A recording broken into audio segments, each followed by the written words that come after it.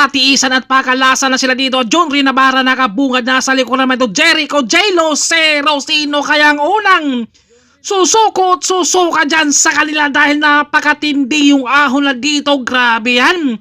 Kapag naiwan ka sa ganito katarik na ahon, talagang masasabi mo na kulang pa talaga ang ensayo at mga climber ang tanging mag-i-enjoy rito. Napakahirap yung ahon na dito. Kita nyo naman yan. 1-2-1-2 na yung mga nasa likod.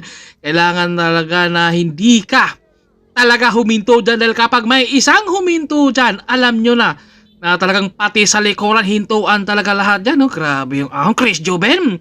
Nakita natin dito si Marcio Dario. 1-2-1-2 na talaga yung kanyang sipa rin. Grabing hirap talaga. Kita nyo naman si Jude nakahubad na pati si Marco. Joshua Gatmaitan, dito naman si Totoy. Grabing tiis yan, no? Kapag hindi ka climber talaga usad rito sa ahon na yan, hindi ka talaga makakasurvive. Although makakasurvive ka, pero yung speed mo, hindi ganon katulin sa mga climber. Kaya lamang talaga ang climber sa ganito klaseng ahon. Nandiyan naman si Marco. So kita nyo naman yan, no? Dahil si John Rinabara kanina, pinupulgas na talaga pagdating sa ahon para magkalasan. Kaya ito ang nangyari sa peloton.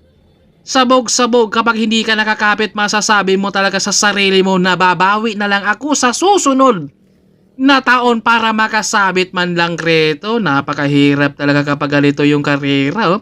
Talagang hindi talaga lahat makakasurvive sa ahon.